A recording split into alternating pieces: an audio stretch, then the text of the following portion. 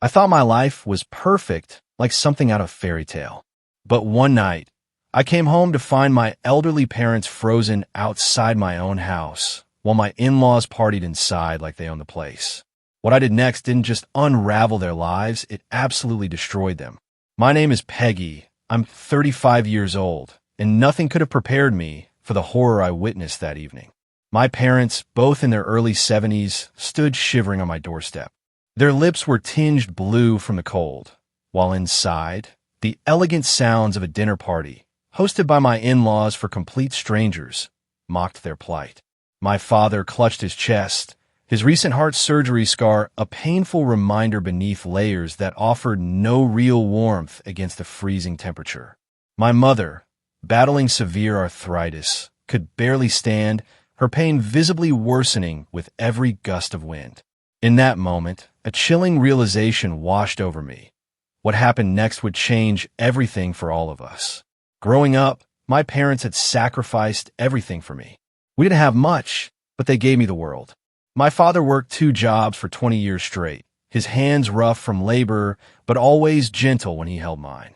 My mother was a magician, stretching every dollar, making miracles happen at our dinner table, so I never felt the pinch of our financial limitations.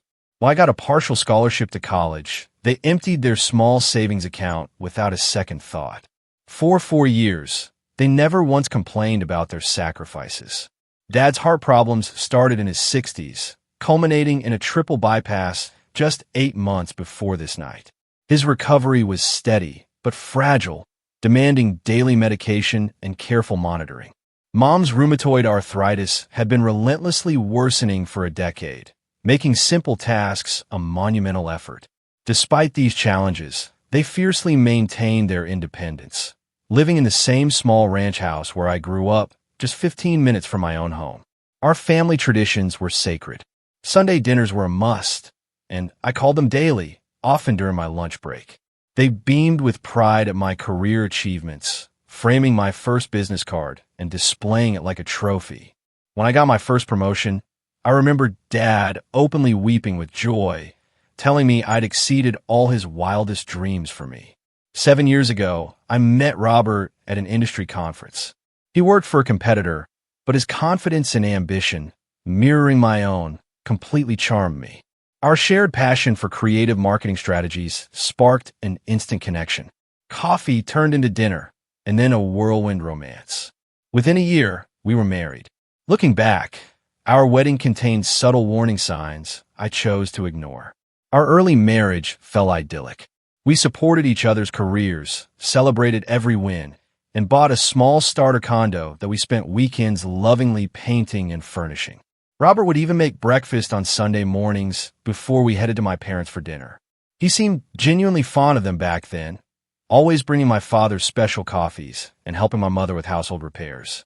The first real cracks appeared so subtly, I easily dismissed them, like how Robert would always drop everything to take calls from his parents, no matter what we were doing, or how their opinions somehow seemed to outweigh everyone else's, even mine. My first encounters with his parents, Nancy and Walter, should have raised more red flags than they did. They arrived at our engagement party in matching designer outfits, surveying my parents' modest home with barely concealed disdain. Nancy made a patronizing comment about how charming it was to see simple living in this day and age, while Walter interrogated my father about his investment portfolio, scoffing when Dad mentioned his pension plan. During wedding planning, they insisted on controlling aspects that traditionally belonged to the bride's family, questioning every decision I made about flowers, venue, and food. "You clearly haven't been to many proper weddings, dear," Nancy informed me when I selected wildflowers for my bouquet. "Let me handle this so you don't embarrass Robert." Robert, bless his heart, minimized their behavior, calling his mother particular and assuring me their intentions were good. "They just want the best for us," he'd say after particularly cutting remarks. They come from a different world. I wanted to believe him, convincing myself they'd warm up to me and my family over time. My career trajectory, unbeknownst to Robert, accelerated much faster than his. After 5 years of dedicated work, I landed a major pharmaceutical client that transformed our agency's portfolio. My innovative campaign strategy earned me both a significant promotion and a substantial performance bonus. When I called Robert with the news, his congratulations sounded genuine. But when I arrived home with champagne, I found him sullen. "Great work," he said, his glass barely touched. "I guess I need to step up my game to keep up with you." I suggested using my bonus as a down payment on a house, something we discussed theoretically but never actively pursued. The idea seemed to rejuvenate his mood, and he immediately called his parents to share the news. That weekend, Walter arrived with printouts of neighborhoods he deemed acceptable, all well above our planned budget. When I mentioned more affordable options, Nancy patted my hand condescendingly. "This is why generational wealth matters, dear. You think small because that is what you know." Despite their interference, we found a perfect Tudor-style home in a prestigious neighborhood. It stretched our budget, but was feasible with my bonus. I contributed 70% of the down payment, a fact Robert asked me not to mention to his parents. "They just assume I'm doing well enough to handle this," he explained. "Why disappoint them?" This house represented everything I'd worked for. 3 bedrooms for the family we planned to start, a home office for late-night work, and, most importantly, a first-floor guest suite. This suite, I envisioned, would be perfect for my parents as they aged and potentially needed to stay with us. Robert seemed less enthusiastic about this specific feature, but agreed it was practical. During their first visit to the new house, my in-laws arrived with a decorator in tow. This woman walked through each room, taking notes without a single word of permission.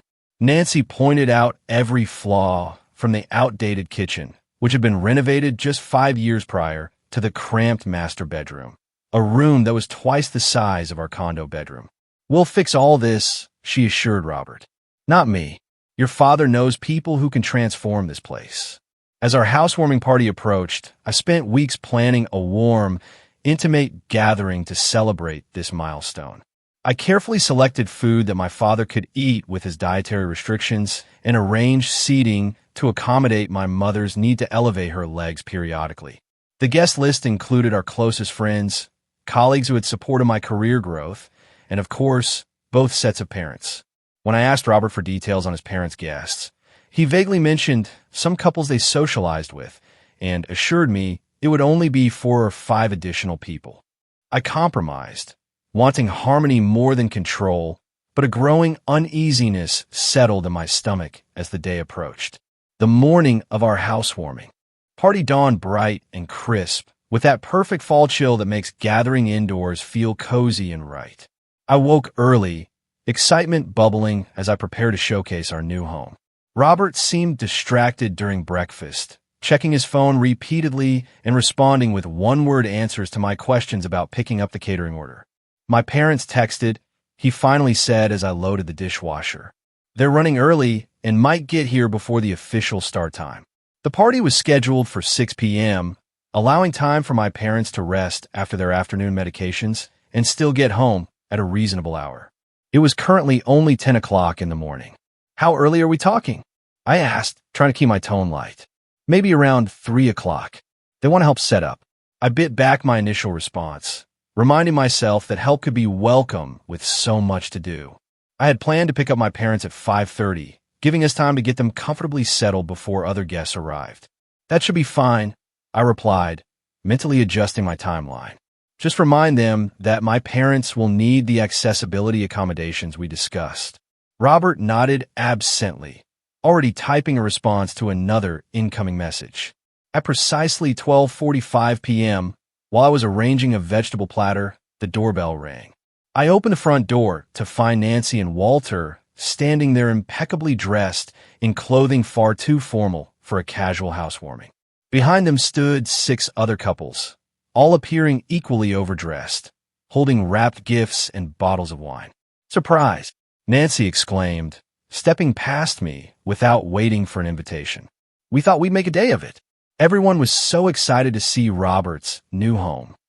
I stood frozen as this parade of strangers filed into my house, Nancy making introductions that I instantly forgot. I searched the group for Robert.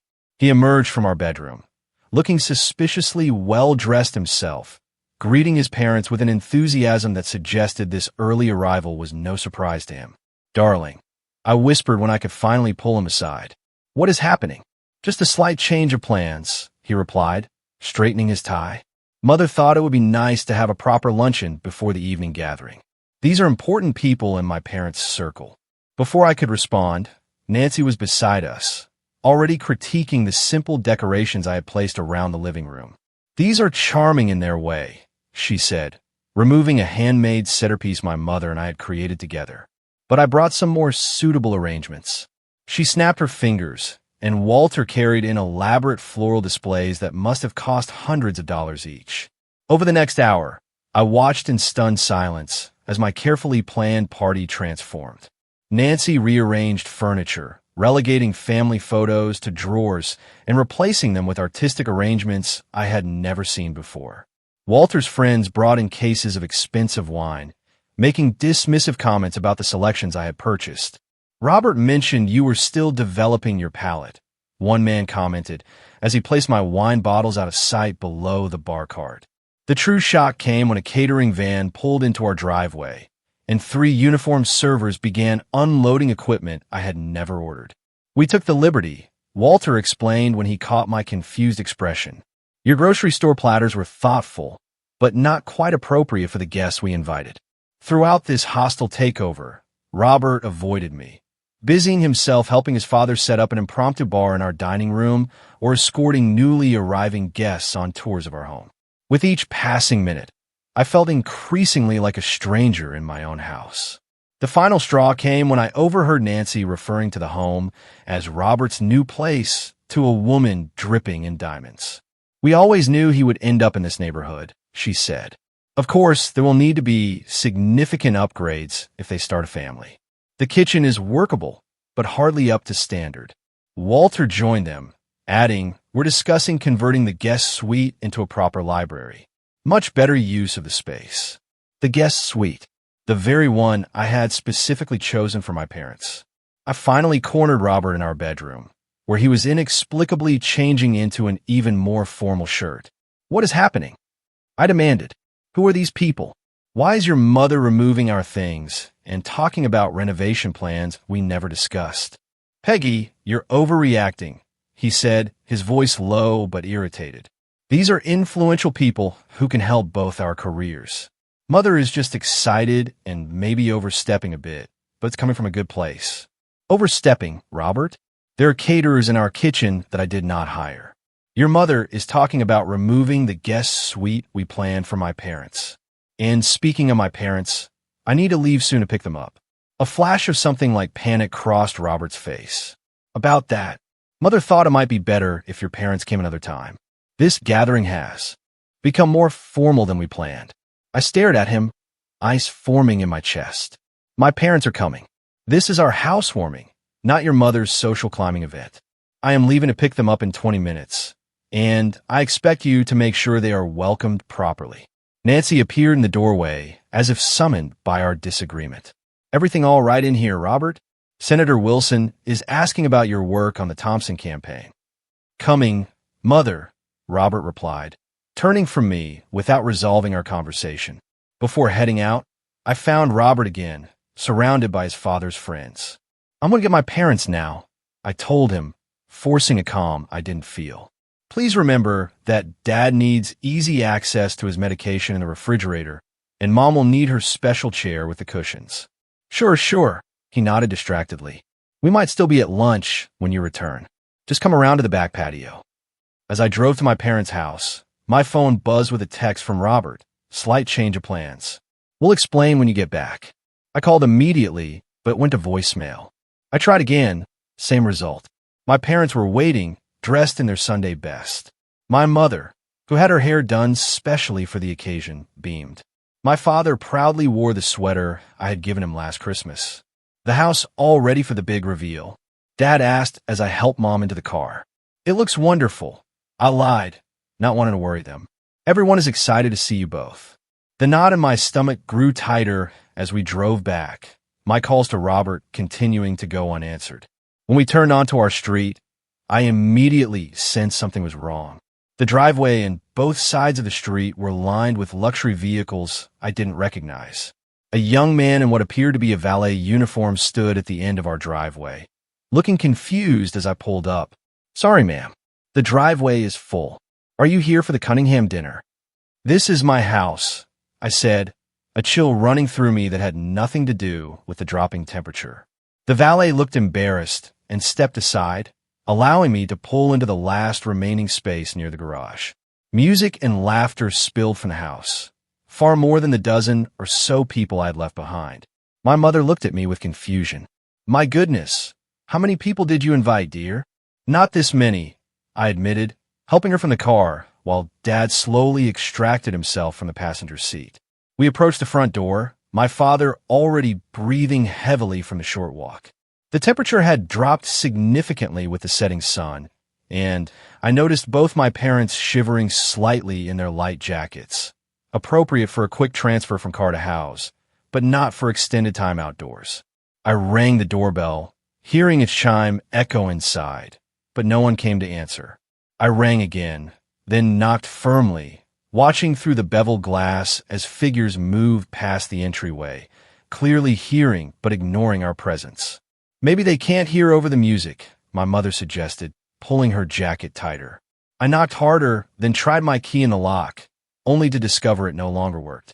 The realization hit me like a physical blow. Someone had changed the locks to my own home.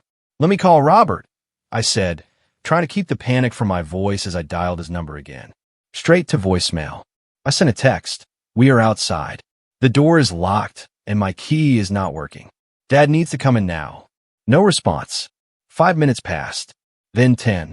My father, whose color had been good earlier, now looked pale, and I noticed him pressing his hand to his chest in that way he did when trying to hide discomfort.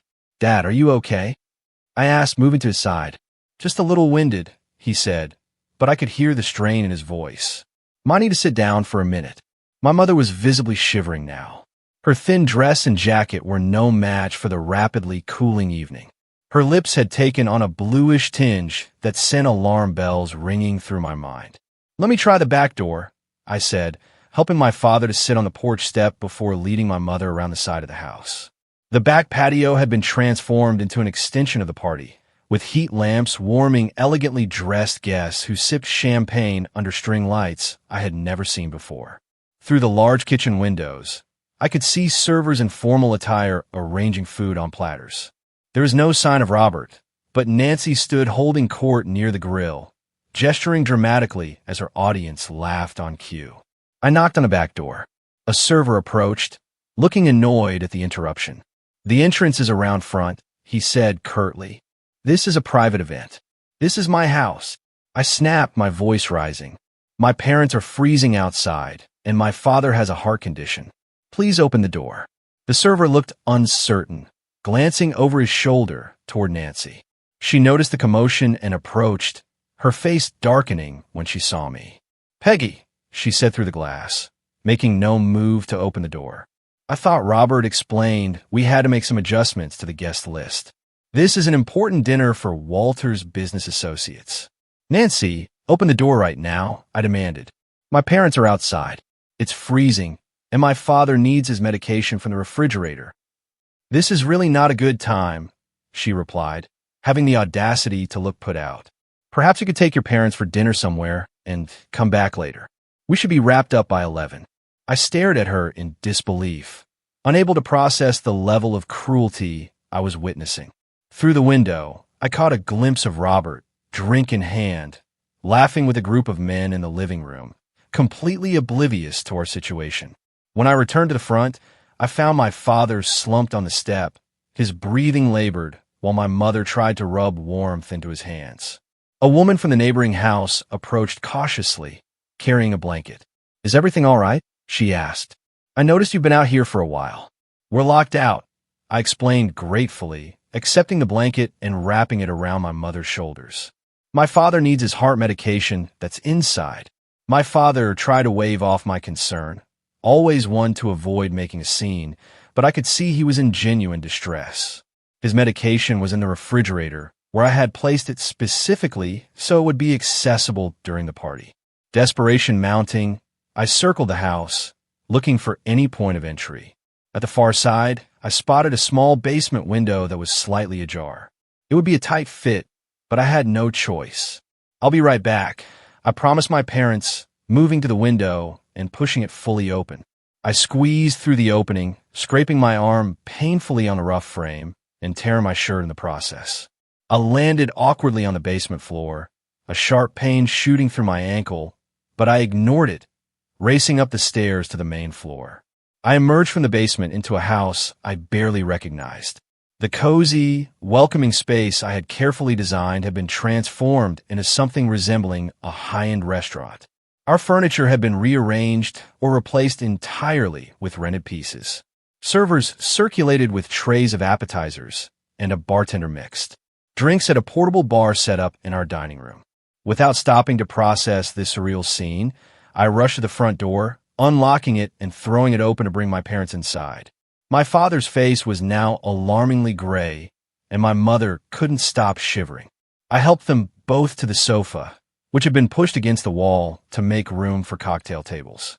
"I'll get your medicine, Dad," I said, hurrying to the kitchen, where I found my refrigerator filled with unfamiliar food and serving platters.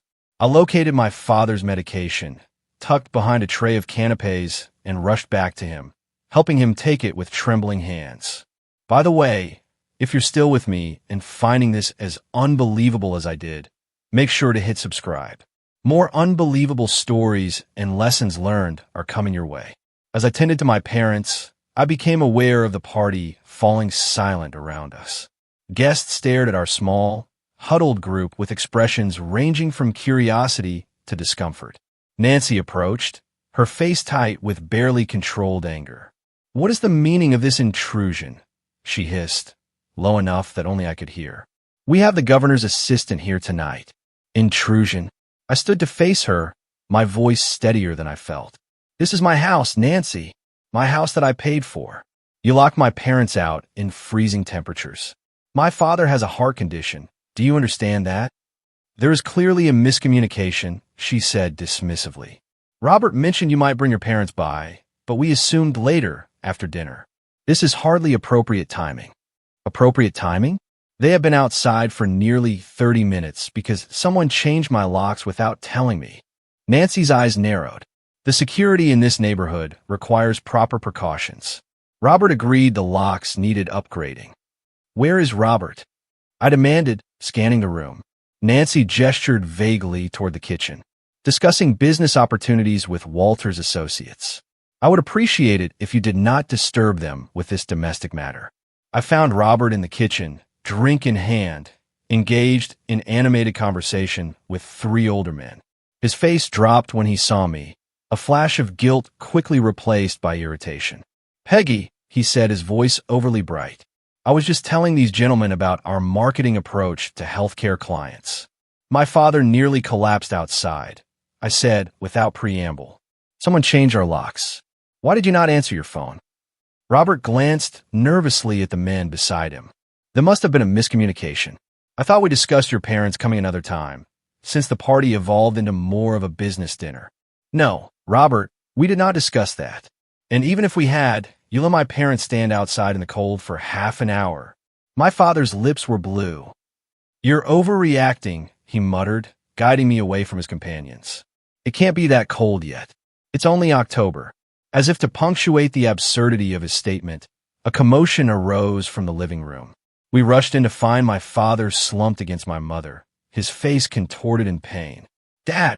I cried, pushing past startled guests to reach him. "Just hurts," he gasped, clutching at his shirt. My mother looked up at me, tears streaming down her face. "He says he feels like his last heart attack." Without hesitation, I pulled out my phone and dialed emergency services, giving them our address and my father's condition. Around me, the party had ground to an uncomfortable halt, guests watching the drama unfold with wine glasses still in hand. Nancy appeared at Robert's side, whispering furiously, "Can't this wait? You are embarrassing us in front of everyone." I whirled on her, phone still pressed to my ear. "My father might be having a heart attack because you left him in the cold. Do you understand that, Nancy? He could die." Walter materialized next to his wife, his face flushed with either alcohol or anger. "Now see here, young lady, there is no need for hysterics. Your father looks fine to me, just a little winded." The paramedics arrived within minutes, pushing through the crowd of party guests to reach my father. They quickly assessed his condition, determining he was showing signs of both hypothermia and cardiac distress. As they prepared to transport him to the hospital, I heard Walter complaining to Robert about the scene we were causing. I rode in the ambulance with my parents, holding my mother's trembling hand as she watched the paramedics work on my father. The hospital emergency room received us immediately, whisking my father away for treatment, while a kind nurse helped my mother, who was also showing signs of exposure. "How long were they outside in those temperatures?" the doctor asked me after examining my father. "At least 30 minutes, I replied, shame and rage battling within me. "Maybe longer." He shook his head. "With his cardiac history and age, that was dangerously long. We'll monitor him overnight. His body temperature is still below normal, and I'm concerned about the strain on his heart." My mother was treated for mild hypothermia, given warm blankets and hot drinks until her shivering subsided. She refused to leave my father's side, so the staff brought a recliner into his room where she could rest comfortably. Around midnight, as I sat watching my parents finally sleeping peacefully, my phone rang. It was Robert. "Are you coming home soon?" he asked, as if inquiring about a delayed commute rather than a family emergency. "My father is being kept overnight for observation," I replied, keeping my voice low. "I'm staying with them." "The party is winding down," he said. "Your dramatic exit was quite the topic of conversation." "Dramatic exit?" I repeated, unable to believe what I was hearing. "Robert, my father could have had another heart attack. Do you understand that? Mother says he was clearly just cold and tired. You know how your parents exaggerate their health issues for attention." Something inside me snapped at that moment. A final thread of loyalty or love, or whatever had been holding our marriage together, completely unraveled. "Robert," I said, my voice calm despite the storm raging inside. "Do not be there when I get home tomorrow." "I mean it." "You're being irrational," he replied. "Mother and father went to a lot of trouble to arrange this dinner for my benefit, for our benefit. The least you could do is be grateful for their involvement." "Grateful? They locked my parents out of my house and nearly killed my father. Your mother rearranged our home without permission. Your father brought in strangers who treated me like staff, and you stood by and allowed all of it." "It was a misunderstanding," he insisted. "If your parents had called ahead to confirm the timing." I hung up, unable to stomach another word of his delusional justifications. Looking at my parents, vulnerable in their hospital beds, I made a decision that would change all our lives. This would never, ever happen again. When I returned to our house the following afternoon, having secured my father's stable condition and comfortable discharge plan for the next day, I found my in-laws still there. The party debris had been mostly cleared away, presumably by the caterers, but evidence of the evening remained in the form of wine stains on our new carpet and cigarette burns on the wooden coffee table we had carefully selected. Robert sat at the kitchen island, looking haggard but defiant. Nancy and Walter occupied our living room sofa, both wearing expressions of injured dignity, as if they were the wrong parties in this scenario. "Finally decided to come home. I see," Nancy greeted me, her tone suggesting I had been off on a frivolous adventure rather than a hospital vigil. I ignored her, addressing Robert directly. "How was my father doing? Did you bother to call and check?" Robert had the grace to look slightly ashamed. "I figured you would let me know if there was any change." Nancy stood, smoothing her immaculate slacks. "Well, now that this little drama has settled, we should discuss the dinner party. Despite your unfortunate exit, it was quite successful. Senator Wilson's aide mentioned possibly connecting Robert with their media team." I stared at her, wondering if I had entered some parallel universe where human decency didn't exist. "My father is in the hospital because of you, and you want to talk about networking opportunities?" "Now, Peggy," Walter interjected, "let us maintain perspective. Your father has health problems. That is hardly our fault. If anything, you should have considered his condition before bringing him to an evening event. An evening event in my own house that I specifically planned with his needs in mind, before you hijacked it completely. We didn't hijack anything, Nancy said with an imperious wave of her hand. We simply elevated a simple gathering into something beneficial. Robert agreed with our adjustments. I turned to my husband. Is that true? Did you agree to change the locks without telling me?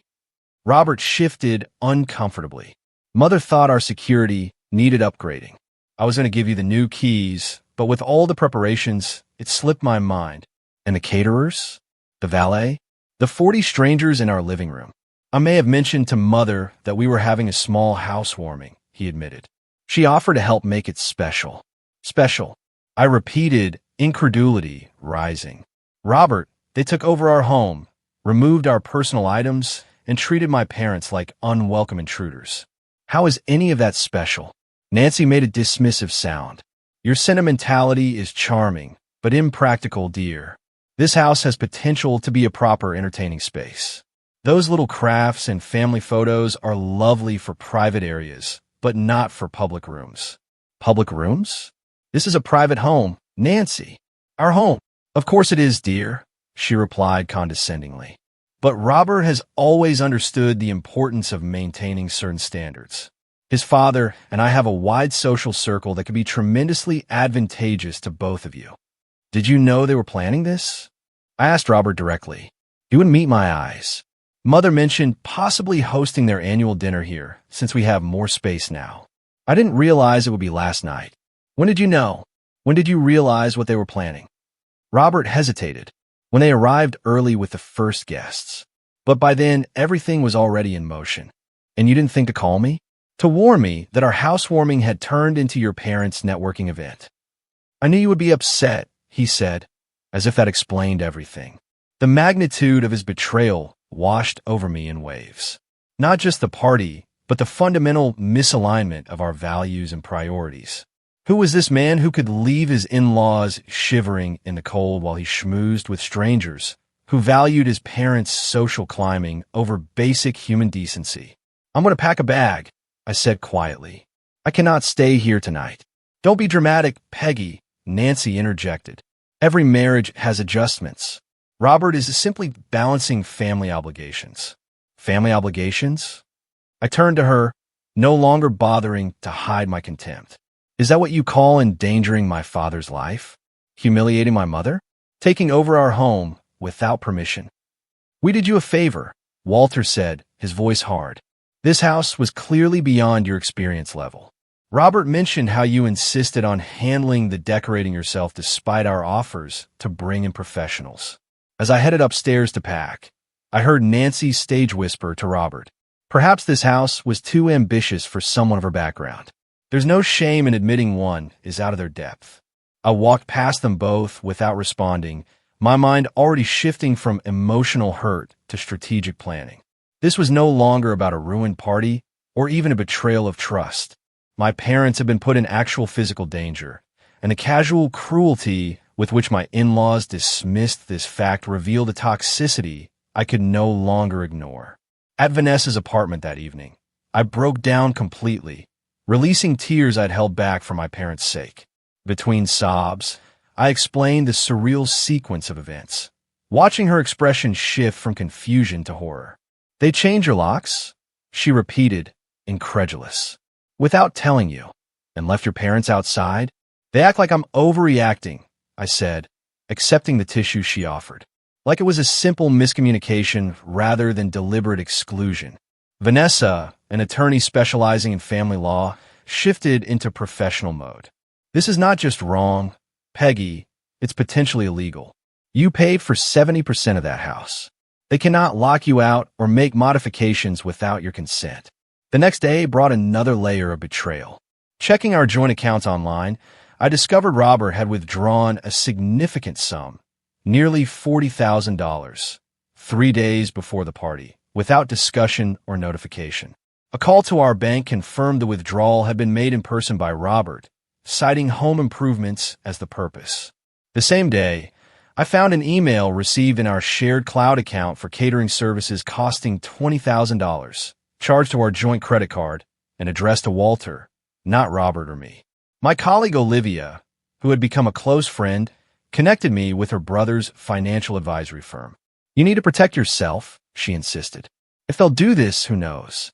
What else they might try? The financial advisor confirmed my fears. Robert's withdrawal had cleared out most of our liquid savings. The good news, he noted, was that my name was primary on the mortgage since I provided the majority of the down payment. That gives you certain rights, regardless of what happens next.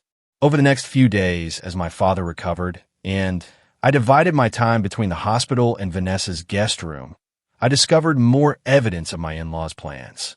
Robert's sister, with whom I had always maintained a cordial, if distant relationship, called unexpectedly. I heard about what happened, she said, sounding genuinely concerned. I'm so sorry. They did the same thing to my husband and me 3 years ago. She explained that Nancy and Walter had a pattern of inserting themselves into their children's homes and relationships, typically after major purchases or life events. In her case, they had moved in temporarily after the birth of her first child and stayed for 8 months, gradually taking over every aspect of their household. They convinced James that I was too overwhelmed to make decisions, she said, referring to her husband. By the time they left, James and I were barely speaking, and I had no say in my own home. That conversation crystallized something I had sensed, but not fully articulated. This was not a one-time boundary violation, but the beginning of a systematic takeover. The guest suite renovations Nancy had mentioned were not idle talk, but an actual plan, likely to create space for extended stays or even partial residency in our home. With this realization, my hurt began transitioning to something more productive, righteous anger and determination. This was no longer just about saving my marriage, which honestly might be beyond repair. This was about protecting my parents, my assets, and my future from people who had demonstrated they had no respect for my boundaries or well-being. After a week of strategic planning with Vanessa and consultations with both financial and legal advisors, I was ready to reclaim what was mine. I chose a Tuesday morning when I knew Robert would be at work, arranging for a locksmith to meet me at the house with a police escort, something Vanessa had suggested given the existing lock-changing situation. I'm the primary owner, I explained to the sympathetic officer who accompanied me. My in-laws changed the locks without my knowledge or consent while I was not home. The locksmith made quick work of changing every lock and security code in the house. Inside, I discovered evidence that confirmed my suspicions. The guest room closet contained garment bags with Nancy's clothing, and the bathroom counter displayed her expensive skincare products, neatly arranged as if she planned an extended stay. More disturbing was what I found in Robert's home office. A folder labeled House Modifications contained quotes from contractors for major renovations, including completely repurposing the guest suite into a library, divided by a sitting room, and plans to convert our home office into another guest room, presumably for visitors of their choosing. Most shocking was a partially completed change of address form for Walter and Nancy, listing our home as their new residence.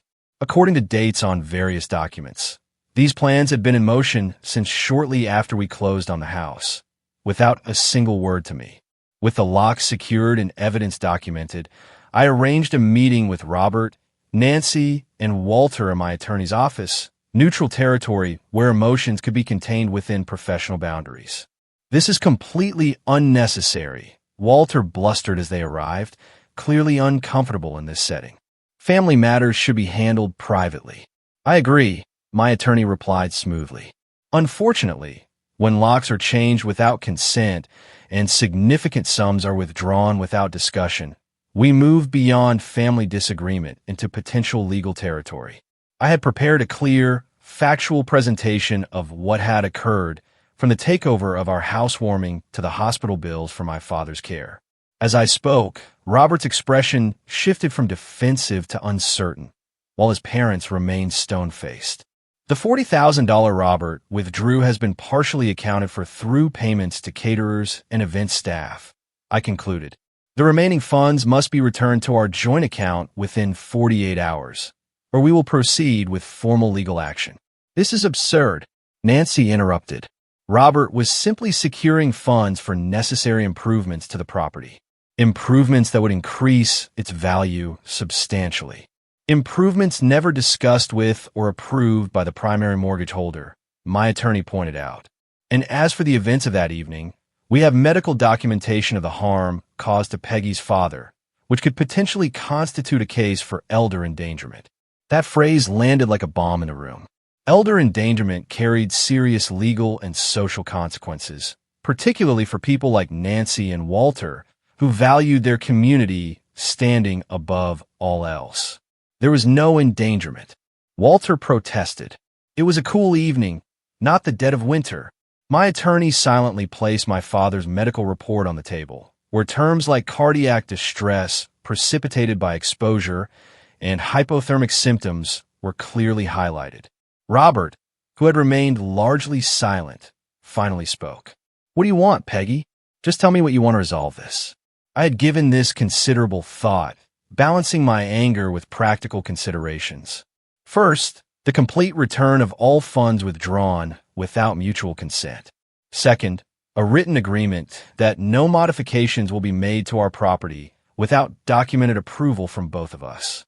Third, your parents will not have unsupervised access to our home under any circumstances, and any visits must be agreed upon in advance. Fourth, payment of all medical expenses incurred as a result of that night. "This is extortion," Nancy hissed. "This is accountability," I corrected, "and it is non-negotiable." To everyone's surprise, including possibly his own, Robert sided with me. "We will return the money," he said quietly, "and cover the medical bills, of course." The shift in Robert's position clearly shocked his parents. Walter's face flushed dark red, while Nancy went completely pale. "Robert, you cannot possibly be considering these ridiculous demands," she said, her voice rising. "After everything we have done for you, the connections we have provided. You left her parents in the cold." "Mother," Robert replied, sounding tired. "Her father could have died. How would that have looked for your precious connections?" That meeting marked a turning point, not just in my strategy, but in Robert himself. In the days that followed, as funds were returned and agreements formalized, he began individual counseling at my insistence. The therapist, specializing in family dynamics, helped him recognize patterns of manipulation that had defined his relationship with his parents since childhood. They controlled everything, he told me during one of our carefully neutral coffee meetings to discuss logistics. My schools, my friends, my career path. Anything that deviated from their vision was met with withdrawal of love and approval. I never realized how deep it went until Dr. Harrison started asking about my earliest memories of making choices. While this insight helped explain his behavior, it did not excuse it. Trust, once shattered, cannot be instantly restored through explanation. I maintained my separate living arrangement at Vanessa's while considering my options. The most satisfying aspect of the resolution came in the form of social and community consequences for Nancy and Walter. Word of the incident spread through their carefully cultivated social circle, with my attorney's precise choice of words, elder endangerment, carrying particular weight. Invitations to key social events suddenly stopped arriving. Board positions were quietly not renewed. The currency they valued most, social standing, experienced significant deflation. Robert's sister reached out again, this time with other siblings on the call, all sharing similar stories of boundary violations and manipulation. For perhaps the first time, they spoke openly about patterns they had individually experienced but never collectively acknowledged. This family therapy of sorts seemed to strengthen Robert's resolve to establish healthier relationships with his parents. As for our marriage, it hung in a delicate balance. The core breach of trust, when Robert chose his parents' wishes over my well-being and worse, over my parents' safety, had created a chasm not easily bridged. Yet his willingness to acknowledge the wrongdoing and take concrete steps toward change left the door open, if just barely, to potential reconciliation. "I understand if you want to divorce me," he said during a particularly honest conversation. "What happened is unforgivable, but I want you to know I am committed to changing whether we stay together or not. I never want to be that person again." I had separation papers prepared, but not filed, a contingency plan rather than an immediate intention. As Robert continued therapy and maintained appropriate boundaries with his parents, I allowed myself to consider the possibility of rebuilding rather than discarding our relationship. Trust takes time, my own therapist reminded me. And it's okay to protect yourself while you evaluate whether that trust can ever be fully restored. 6 months after that fateful night, our lives had found a new pattern. My father's health had stabilized, his cardiac function returning to baseline with proper medication and care. My mother's arthritis remained challenging but manageable, and the emotional trauma of that night had faded, though not disappeared entirely. Our house, truly my sanctuary now, had been reclaimed room by room. The guest suite remained intact, ready for my parents' visits, which occurred regularly, but always with advanced planning and clear expectations. The formal decorations Nancy had installed were donated or returned, replaced by items that reflected my taste and our actual lifestyle. My career continued to flourish, with the perspective gained through personal crisis oddly enhancing my professional judgment. Priorities became clearer, and I found myself better able to distinguish between truly important matters and mere urgencies. My team noticed and responded positively to this evolved leadership style. The relationship with my parents deepened through our shared trauma and recovery. Sunday, dinners resumed, now alternating between their home and mine, creating new memories to overlay the painful ones. My father, never one for deep emotional discussions, found ways to express his feelings through small gestures, like bringing me coffee prepared exactly how I liked it, or sending me articles he thought might interest me. "We never doubted you would make things right," my mother told me during one quiet moment.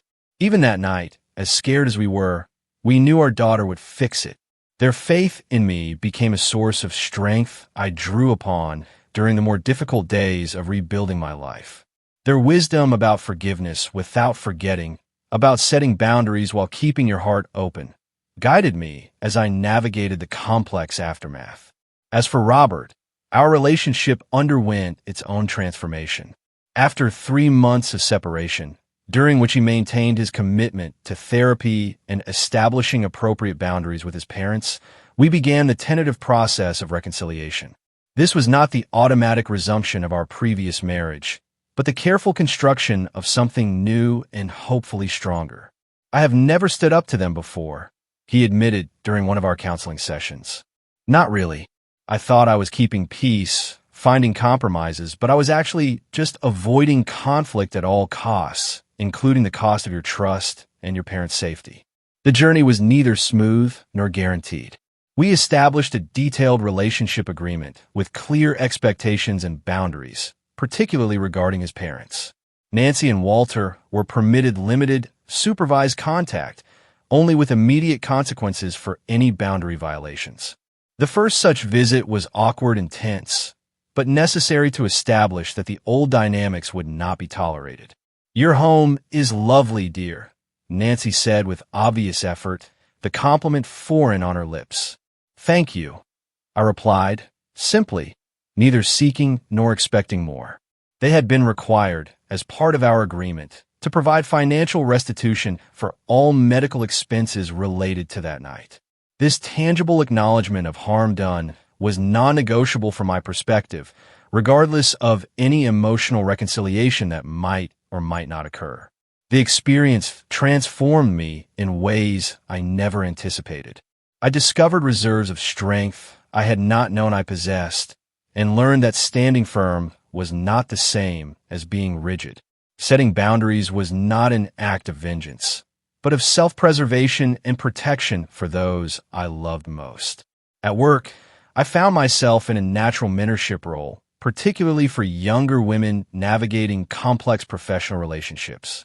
Without sharing all the personal details, I was able to offer guidance on recognizing manipulation, setting appropriate boundaries, and advocating effectively for oneself. "You seem different," my colleague Jordan observed after a particularly challenging client meeting where I had maintained my position despite significant pressure. "More certain somehow.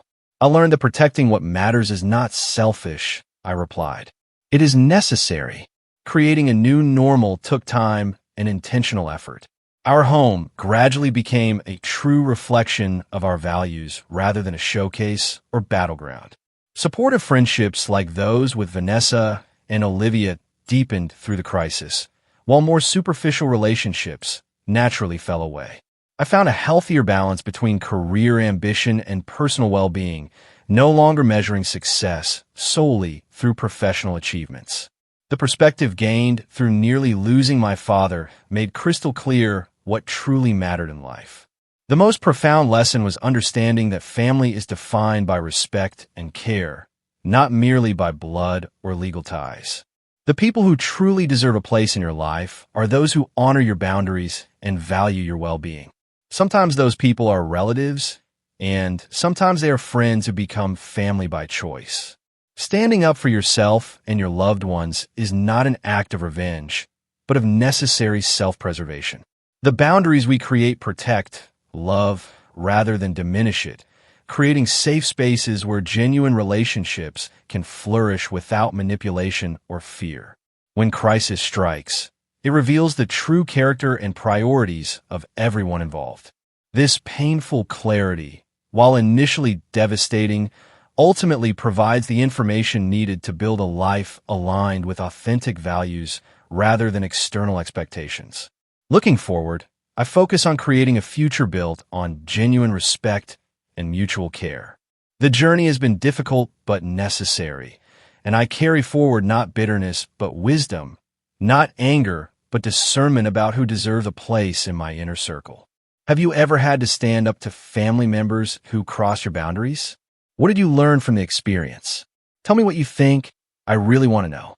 If this resonated with you, please like and subscribe to my channel for more real-life experiences and lessons learned.